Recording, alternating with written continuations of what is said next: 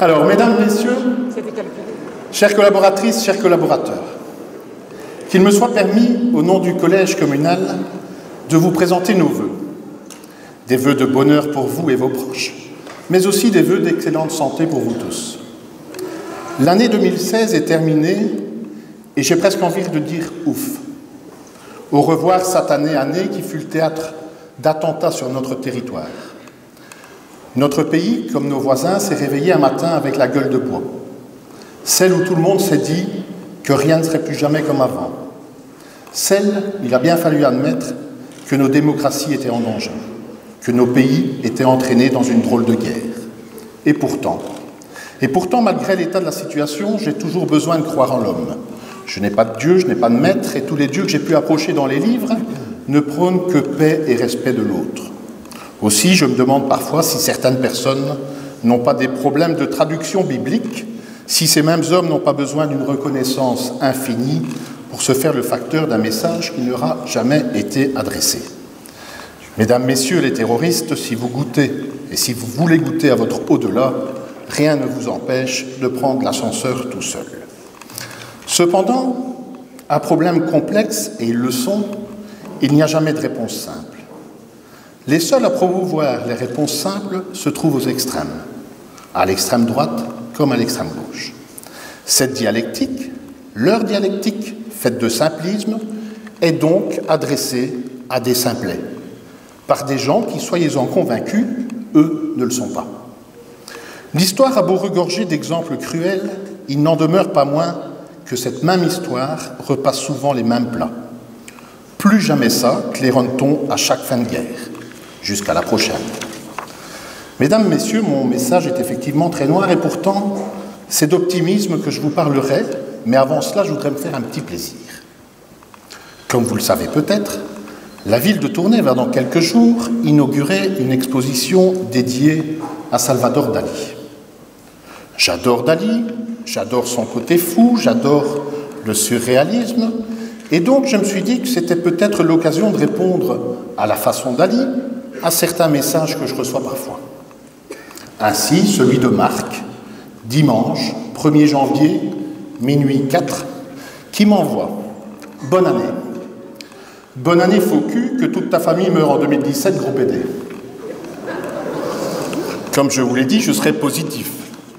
Je trouve touchant qu'on puisse penser à moi 4 minutes après le 12e coup de minuit. Je peux aussi comprendre que tout le monde n'ait pas aperçu immédiatement la perte de mes quelques kilos superflus. Je vous passerai les SMS de Yves qui, tous les 15 jours, me traite de facho parce que je ne maîtrise pas la météo. Cher Yves, que ce soit clair entre nous, je ne fais pas la pluie et le beau temps à Tournai et il serait temps que tu révises tes classiques en réétudiant la définition des mots que tu emploies.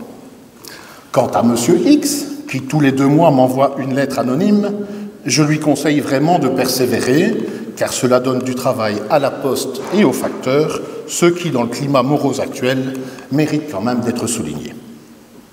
À ces 3 personnes, mais aussi à tous les autres qui parfois se révèlent sur Facebook de véritables experts en médiocrité, je voudrais leur dédier un tableau du génie aux moustaches, intitulé « Contempler un miroir invisible ». Regardez-le bien. Contemplez-le bien attentivement, mais attention, le surréalisme de Dali est sans limite. Et lorsqu'un de vos semblables s'en approche, c'est la lâcheté qui reflète, c'est la bassesse qui transpire du tableau. À votre contact, le tableau devient un hymne à la bêtise. Tu sais, Yves, Marc ou X, je te parle de cette bêtise que Brel définissait comme étant de la paresse, une espèce de graisse autour du cerveau qui arrive comme une graisse autour du cœur. Une graisse autour du cœur, qui arrive comme une graisse autour du cerveau. Mesdames, messieurs, rassurez-vous, le collège et moi-même, Rudy, Marie-Christine, débordons d'énergie pour continuer à gérer cette belle ville. Car n'en déplaise à certains grincheux, cette ville est belle et les habitants, pour la plupart, en sont fiers. Cependant, ce travail ne peut se faire sans vous, sans les agents du CPS, de la police, des pompiers, que le collège dans son ensemble remercie. Je répéterai inlassablement l'obligation des uns et des autres à travailler ensemble pour un même objectif. Nous avons commencé ce travail entre la ville et le CPS, Mais ce n'est qu'un début, il doit obligatoirement être réalisé en profondeur. L'exemple frappant de ce travail en commun, reprenant ville, CPAS, pompiers, police, a eu un écho important quand nous avons tous lutté contre les marchands de sommeil. Mais que ceux-ci dorment mal, car nous allons continuer notre lutte contre ces exploiteurs de la misère. La ville de Tournai, c'est votre entreprise. Je ne parle pas exclusivement du bâtiment, mais bien de la ville dans son ensemble, avec sa grande place, avec ses quartiers, avec ses villages. Et donc tout un chacun, quel que soit le poste qu'il occupe à la ville, se doit de se sentir acteur de la ville. Soyez donc tous acteurs de votre ville. Et donc, si en venant travailler, vous constatez ici un panneau de signalisation défectueux ou là un problème lié à la ville, il est aussi de votre devoir de le signaler. On n'est pas que ouvrier à la ville de Tournai, on n'est pas qu'employé à la ville, on n'est pas que directeur général ou financier de la ville de Tournai, on est d'abord citoyen de notre entreprise qui s'appelle la ville de Tournai.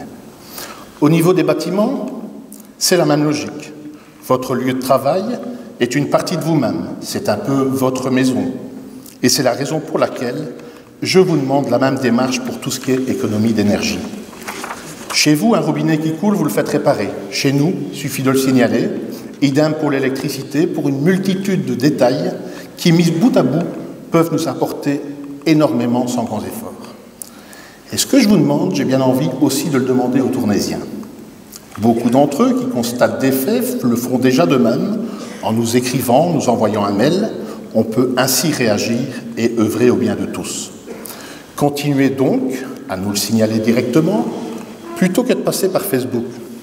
Facebook, vous savez, ce nouveau jeu suffisamment puissant pour changer une crotte de chien en fait divers. Mesdames, Messieurs, vous êtes une énorme majorité à adorer Tournai, et je pense que ceux qui postent n'importe quoi sur notre ville l'aiment aussi, mais ils ne se rendent pas toujours compte qu'à force de véhiculer des images négatives, on met en marche une spirale qui l'est tout autant. À croire certains propos, tout était tellement mieux avant. Faisons donc un petit effort de mémoire, une persistance à la mémoire façon Dali. Je me suis livré à un petit jeu cette semaine pour vérifier si tout était vraiment mieux avant. Début de semaine, j'ai donc téléphoné à la bibliothèque de Tournai pour leur demander de me sortir un journal des années 70, 80, 90, 2000. Soit dit en passant, la personne que j'ai eue au téléphone était très agréable et serviable, et je la remercie, car c'est effectivement important et primordial qu'on soit, en tant que service public, irréprochable au niveau de l'accueil. Un sourire et un bonjour, c'est vraiment peu de choses, et pourtant, cela fait tellement de bien. Merci donc, madame. Je ne m'étais pas donné tout de suite à connaître, bien entendu. J'en reviens donc à mes journaux choisis par les services au hasard. Alors, est-ce qu'avant c'était le nirvana, le paradis sur terre? Le hasard, pour les années 2000, m'a donné la DH du 20 janvier, où je tombe sur Fran, agression gratuite et raciste, dérapage mortel à Ramlichin, école insalubre à Ganglise. Ouais, mais le bonheur c'était avant. Je me dirige donc dans les années 90, où le service m'avait préparé le Nord-Éclair du 4 décembre. Collision frontale à Templeuve, 3 morts, 4 blessés, coup de couteau au patron d'un dancing à Ornu, péril sur le secteur social et culturel, Sainte-Barbe des inquiétudes. Oui, mais le bonheur c'était encore avant. Direction donc les années 80. Les années 80, ça c'était le bonheur. Avenir du Tournaisis, 7 janvier. Autopsie à Tournai d'un gangster français ayant participé au hold-up du club méditerranéen. Dans un bar à Courtrai, un cafetier brugeois jouant au caïd abat un inspecteur de police. Mais enfin, mais c'est bien sûr, le bonheur, c'était les années 70. Et le 20 janvier 1970, on lit dans le courrier de l'Escaut, la chaussée Brunehaut à Wodec, un cauchemar, un scandale, grève générale mercredi matin à la régie des voies aériennes, ivresse et coup de canif au centre à Mons, la drogue avait attiré de nombreux représentants de la justice à Tournai. Bref, j'arrête ici car dans les années 60, je craignais qu'on m'apporte celui du 1er juillet 66 et qu'il soit titré « Naissance d'un grand homme ». Je dis ça uniquement pour titiller mes 3 amis du début. Cependant, je reprendrai encore une analyse que le hasard m'a apportée. C'est une rubrique intitulée « Un homme, une question » et que j'ai trouvée dans l'Avenir du Tournaisis du 9 janvier 80. Écoutez bien si vous êtes toujours persuadé que tout allait mieux avant. Je cite. « Le moins que l'on puisse dire est que les années 70 se terminent mal sur le plan international comme national. L'espoir de la décennie qui commence sera à la mesure de notre volonté. La morosité, la lassitude ou l'indifférence conduiraient à la catastrophe. Nous aurons l'occasion de revenir sur les problèmes internationaux qui commandent évidemment dans une large mesure l'évolution des choses et notamment la réponse à l'éternelle question de la paix ou de la guerre. Aujourd'hui, il faut parler plus précisément de la Belgique qui va entrer dans l'année de son 150e anniversaire. Or, le tableau des choses, en ces premières heures de 1980, est sombre. » Fin de citation. Nous sommes le 9 janvier 1980. Ainsi, pour contrecarrer les images moroses que d'aucuns s'amusent parfois à faire véhiculer, je prends un engagement de mettre en exergue 52 exemples cette année sur Facebook de Tournaisiens qui, de par leur volontarisme, ont investi dernièrement dans notre ville. C'est la plus belle preuve que notre ville attire et que d'aucuns croient en eux et en l'avenir de cette ville. 52 exemples pour 52 semaines dans une année, et sans que celui-ci ne soit comptabilisé, j'aimerais aussi rendre hommage à cet ami Facebook c'est-à-dire que je ne le connais pas, qui, sans rien demander et sans aucune publicité, se plaît à nettoyer à Tournai certaines stèles attaquées par le temps. Et comme il le dit lui-même, avec de l'huile de bras, on peut leur donner une seconde vie.